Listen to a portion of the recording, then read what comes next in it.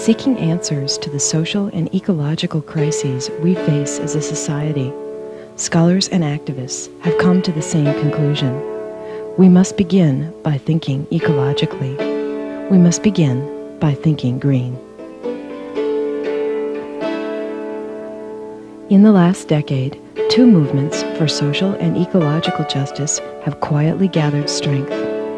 What do these movements have in common? How might they work in coalition?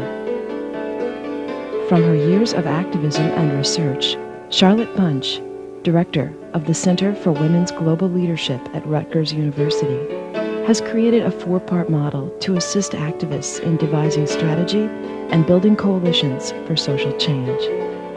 I developed my four-part model because I was really concerned about the relationship between theory and practice, and feeling that many people didn't see theory as having any practical consequences for the actions that you take. So what I wanted to show was, when we do theory and when we do action, how we need to see them related to one another. And the model itself tries to show that relationship by indicating four parts of a process of developing theory and what their consequences are for the actions that you would take. And that model starts with the process of describing reality. And notice, I think the most important part here is that we assume that reality is static and is somehow there is only one description. But in fact, when you do theory, you realize that how you describe what is reality determines what is your starting point. For both Greens and ecofeminists, the problems that we face stem from the fact that modern Western patriarchal culture has an oppositional relationship with nature. And in this tradition of Western culture, there's also a historic identification of nature and the female, so that both are denigrated, and that plays out in thousands of effects. The problem that I see in the world today is summed up in two things, really. And it relates very much to what I think also the solution is. This problem is the crisis of ecology and the crisis of democracy. The large overarching question that I see us concerned with is the way that human beings as a species, among other species in nature, have kind of gotten off on the wrong track, and how we have, through the way that we create our own culture, create history, create society as human beings, have just separated ourselves from the rest of creation. And there are a number of problems that follow from that. Economic injustices, social injustices, political injustices, the whole raft of environmental problems that we're facing, I think all stem from that basic overarching problem. I think that we're facing the problem of a society based on consuming more than it needs and not leaving the rest. And the consequence of that is, the origin of that is a value system, which is based on the presumption of man's dominion over nature, God-given rights of certain classes and races of people to all that is around them, and is based on, I think, is based on greed. And the consequences, environmental, ecological, and social. And it's devastating. I think the current economic system is truly the problem. I know that there are other things that are problems, but I think that they kind of have as their foundation the thinking that seems to be everywhere, and that we're trying to foist on indigenous cultures as well, sometimes with varying degrees of success or lack of success, that everything has a monetary or economic value, and that is how things need to be evaluated.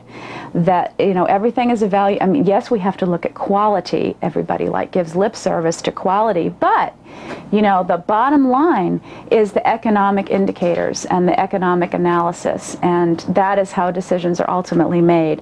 If the bottom line doesn't work out to benefit those in power, then it doesn't happen. That's because we have a lack of understanding about what our relationship is to the planet, and one of the reasons that I think this is happening is because women are not at the helm, so to speak, and we have a European male essence there, and I fall under that. My people were enslaved by white European males. Okay? So what is wrong is that we don't listen to women. We don't hear women. The foundations, the institutions don't take in that other half.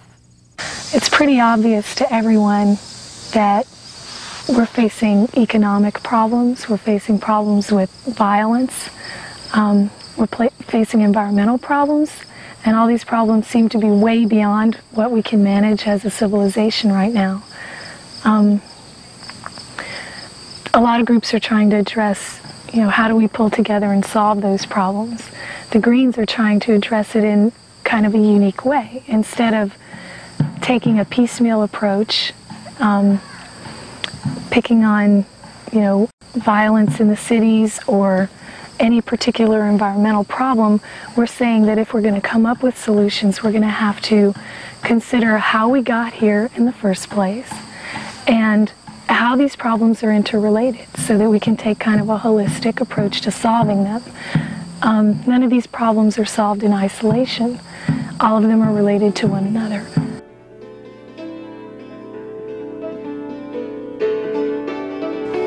Our environment, our economy, our social structures of power and privilege, even our interpersonal relationships have been harmed by the separation of human culture from the natural world. How did it happen? What caused us to see ourselves as so separate? From her experience, Charlotte Bunch explains that these are exactly the questions we need to ask if we hope to make changes in our present reality.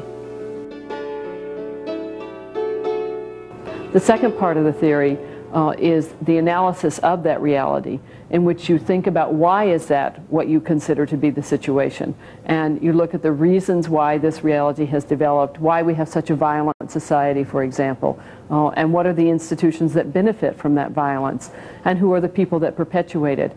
And you begin to analyze its sources and its roots. There are three ways to think about origins: hierarchy, domination, and probably something else called estrangement or alienation. And these are all related to each other. And I think they're sort of part of what ecofeminism, is trying to think about and address. The root is ranking diversity. And I found it more than a little discouraging in the 15, 17 years since I wrote Green Paradise Lost, that people have picked up on a lot of what I put in Green Paradise Lost.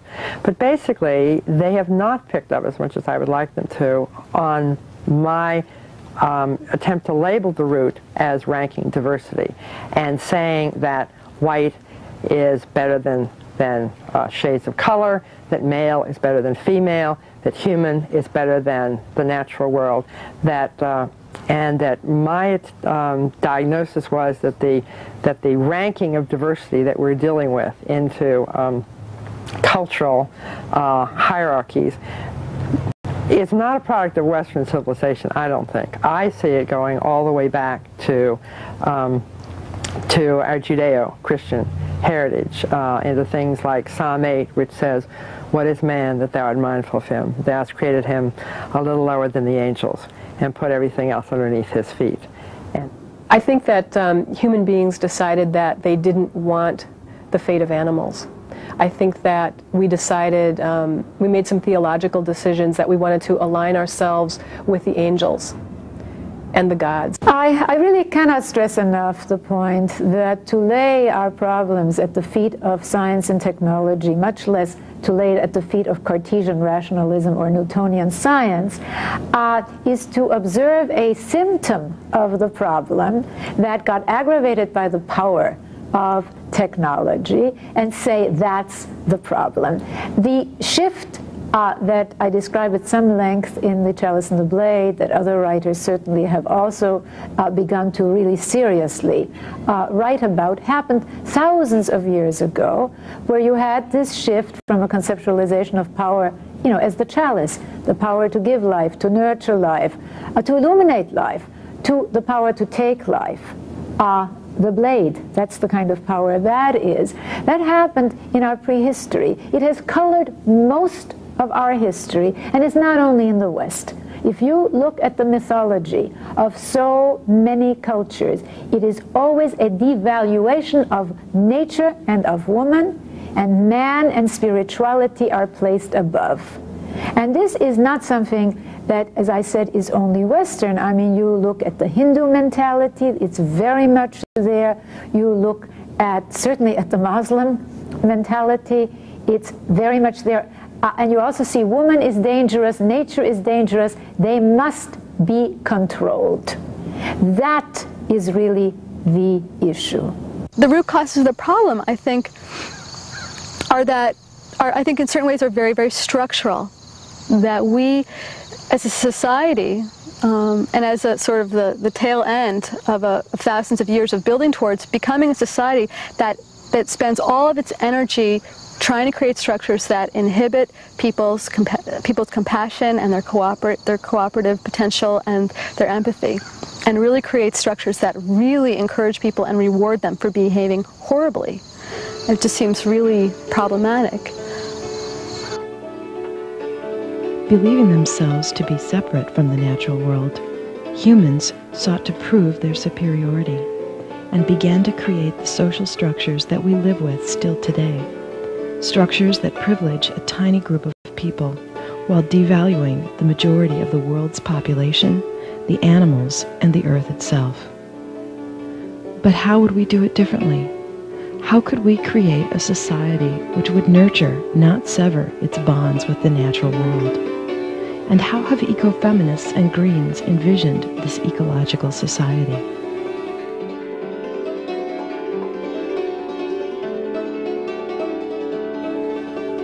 For me, the most important part of the model that's usually forgotten is what I call the vision.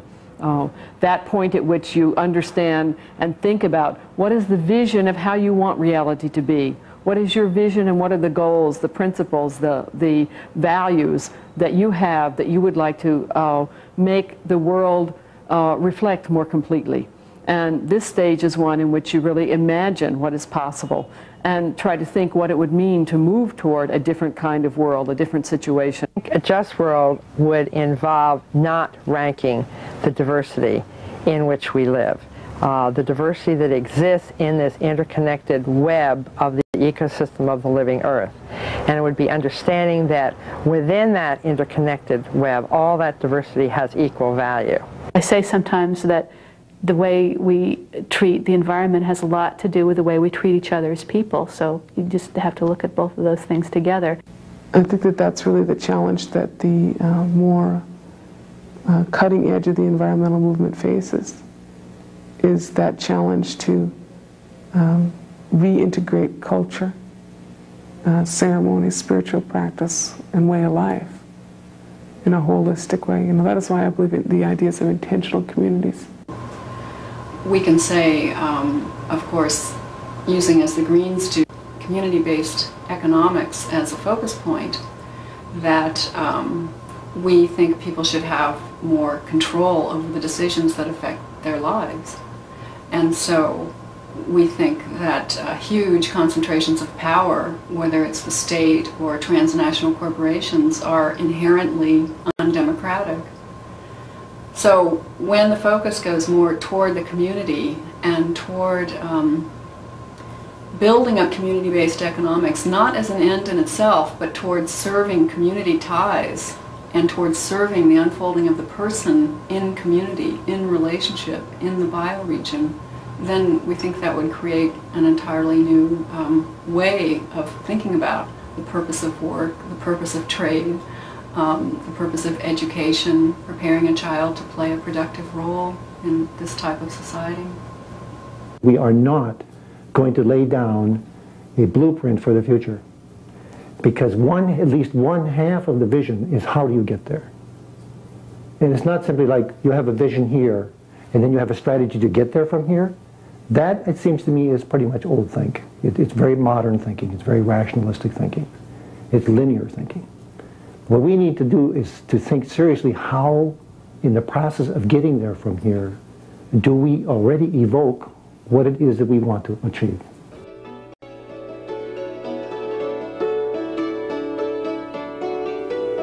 Greens and ecofeminists emphasize that the means are not separable from the ends, and that the vision of a just society includes building community, restoring and valuing equally our relationships with each other and with the natural world. The changes we need to make are many: personal, political, economic. Where do we start? What are the strategies that we can use today to make this green vision a reality? And this, of course, leads to the fourth stage, which many people don't think of as theory, but I think is an important part of theory, in which you hypothesize the strategies for change, in which you think about not just sort of whether to have a march or a demonstration, but what are the long-term strategies for change? What does it take to change the attitudes of people? What does it take to make institutions change? And you begin to plan a method of enacting the vision you have through strategies that will reflect why you think the world is the way it is and what you hope it might be.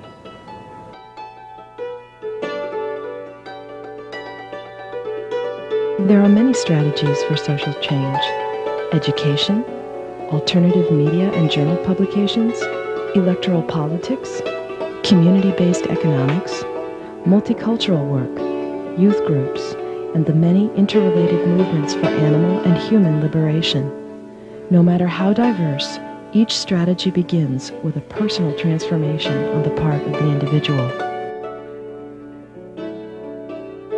I think we need to change how we think. We need to change how we think, and we need to change how we talk. I guess I feel the most crucial arena of the struggle is what I would call consciousness change. And that is the way large groups of people tend to think about life and their lives, the things they take for granted. I think it's important to walk your talk, as the native people say. It's important to do that which you believe in, but it's also real important to talk your walk. And I think sometimes that's even harder, to go out to your colleagues and your neighbors and people that you don't know very well and talk your walk. Tell them what you do and why you do it. I think that's really vital and important if we're going to make progress in working toward the world that we all want.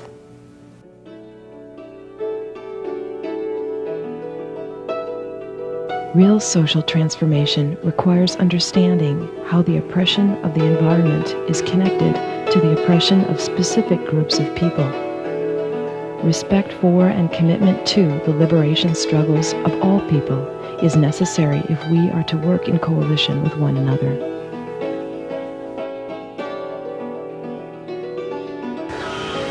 In my work in the Greens, it's been very affirming to see that men are willing to cop to the fact that we're a part of the problem as long as we're ignoring it, and to see men who are willing to take a proactive place in changing things, in addressing sexism, in addressing racism, in addressing heterosexism. The most important social issue of our day, as a nation state, as a nation, as a society, are gay lesbian issues. There's no other more important issue on the table today, because that's the unresolved issue in which the Constitution becomes a reality. And until we come to grips with that, we're just bullshitting each other.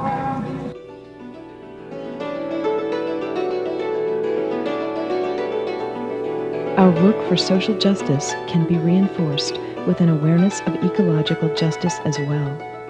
From a green perspective, we can look at the way that our daily consumption patterns affect the environment, the people, and the animals around the world. To raise an animal, the water, the amount of water, the amount of feed can feed people.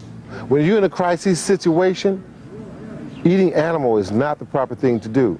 When you're in a situation as we are now on the planet, we're looking at the ecological demise of our planet, and the fact that human beings are starving in astronomical numbers, then I'm telling you, it's 52 takes 5,200 gallons of water to produce 1 pound of beef. It's a lot of water. Okay, bushels and bushels of grain that can be used to make bread, to feed this cattle to get 1 pound of beef. Okay, and red meat isn't very good for you. I see vegetarianism as a concrete solution to the world's problems that certain people ought to make, first world white men in particular. Harvesting with respect is our instructions, and that's how you should harvest, and that's what we should do. You know, I believe, though, in the larger society, I believe that people who live in industrial society, if I could say, I would believe that they should be vegetarians. Ecology has a lot to do with the state of physical health, okay? Without the proper food that we take in, we cannot have a healthy mindset, okay? If we're pumping our animals with hormones so they can grow faster and get more meat on them, what does that do to our body when we eat them, okay? And then when we consider the problems of world hunger, okay? Taking the global step, okay?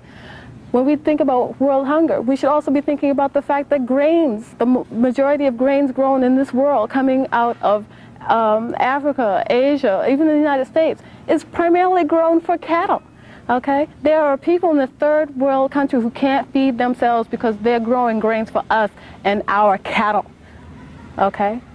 Stop eating meat so you can support your brothers and sisters and their existence as human beings somewhere else.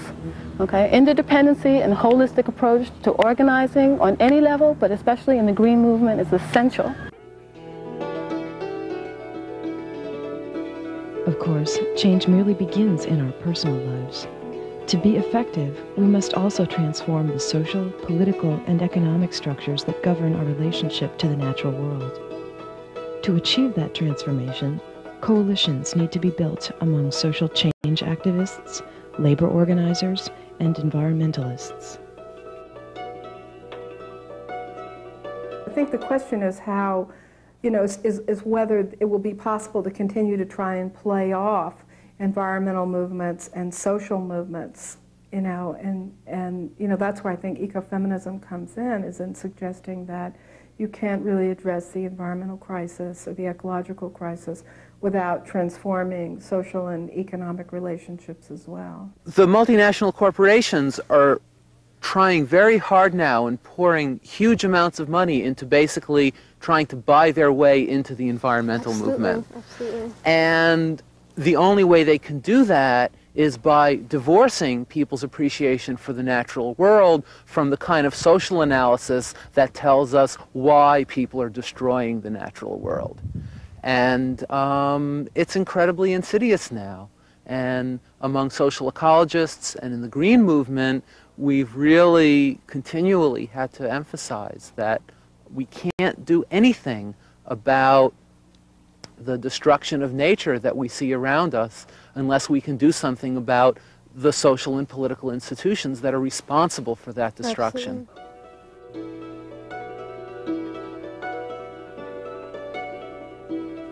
Around the world, our environment is shaped for better or for worse by our economy. Perhaps the most effective strategy we can use is the strategy which addresses economic transformation. The kind of development that we're against around the world has placed men at the top and has screwed over women and animals and ecosystems. And you won't have the kind of social justice and gender justice without pursuing kind of a lot of the green economic policies. In an economy that would be more sustainable, you wouldn't have, you know, any one or two employers that would come in and hire huge percentages of the people. You would have small and medium-sized businesses where people worked. You would have a lot of people who would be doing cottage industry kinds of things and things like, you know, home businesses or consultant work, you know, self-employment. So that people could shape their lives based on what their own skills and gifts were and desires and what their needs were. And so the economy that I envision would be a real mix of, you know, working at jobs that are doing things that are providing goods and services that people in the communities and the regions have agreed upon that are needed and wanted. There would be a certain amount of federal dollars obviously distributed among the community, but there'd also be perhaps some form of community currency and also active barter work exchange networks. There would be more cooperative business kinds of relationships. You know, people who were working for a company companies would be more democratically managed. At the center of green communities and green economics is the movement for sustainable agriculture. Our society's alienation from nature and our subsequent need to improve upon nature has led to today's modern farming methods of monoculture crops, intensive pesticide use, bigger farms, fewer farmers, and biotechnological intervention. As a much-needed alternative, sustainable agriculture is based on an understanding of the relationship between social economies and nature's economy. Agriculture is the foundation of all economies. Agriculture is also put it this way, all ancient civilizations have crumbled because of loss of topsoil. That was the #1 reason. So as soon as you turn that around and start doing organic agriculture, you find out that all of a sudden you have this abundance of life, and it just keeps on coming and keeps on coming.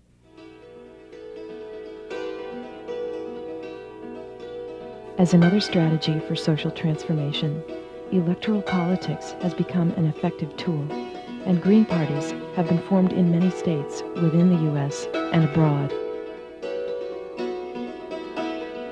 Within the last few years, I realized that I can be out there in all these movement politics. I can put my life on the line. I can lie down in front of the bulldozer that's ready to take out our last park.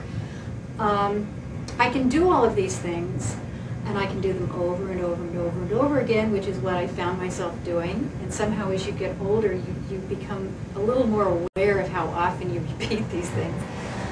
Or I can run for office, and I can be the policymaker, and I can put green policies in place and work to that end. On a global level, green parties are not simply in Western European countries. We're in every Eastern European country. We're in 15 countries in Africa. We're in South Korea, Mongolia, Jordan, Lebanon, Australia, Canada, Mexico. It's all over the place because there is something universal.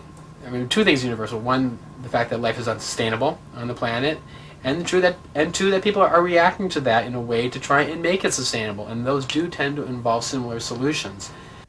I think that we can draw lessons from various countries where the social change activists went into the system in the 1970s and didn't change the system.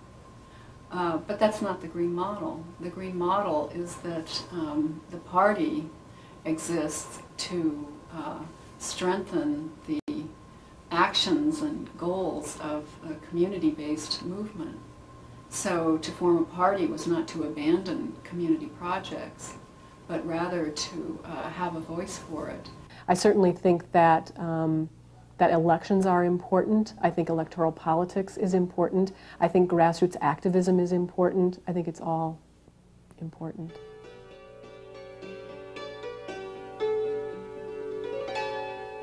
No single strategy, no single movement will be effective in achieving social transformation. What we need is a cooperation, a partnership among social and environmental activists and among movements for social, economic, and ecological justice.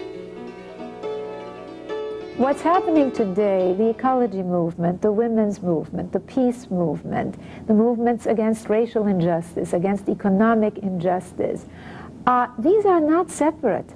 They're all part of really a partnership movement trying to come together. Basically, all these different movements in Hawaii, like the Hawaiian movement, sovereignty, the green movement, conservation, other conservation movements are connected because we're fighting the same fight. If we really want to create an ecological society, it's got to be a society that is not just free of toxins and poisons and free of ecological devastation, but it's a society that's also free of the toxin of oppression. It's free of the toxin of racism, sexism, imperialism, capitalism, etc. It's a sphere, it's going to be a big blue-green ecological sphere that is free of the toxin of domination and hierarchy.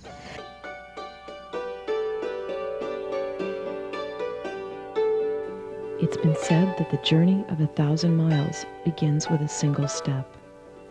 Many of us delay that journey, using denial as a way of coping with social and environmental problems that seemed too large for us to solve.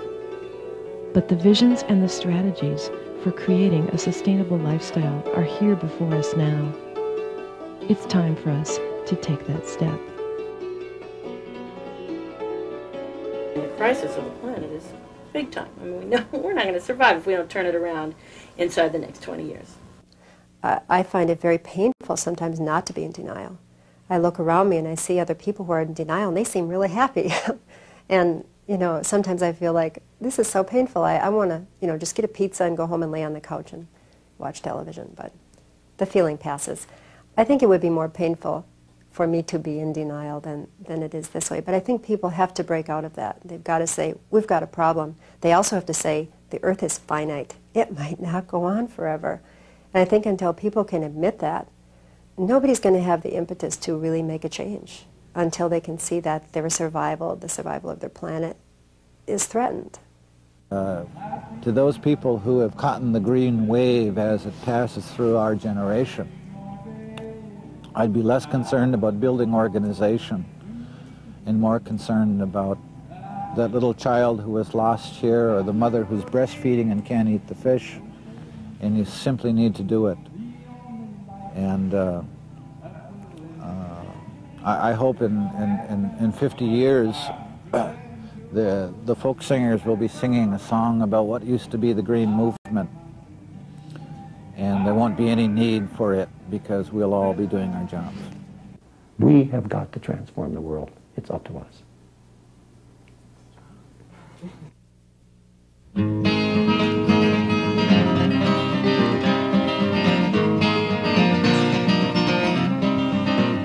Can you feel there's something growing, getting stronger, it's all across the land. And it seems more people now are willing to speak up from their hearts and take a stand.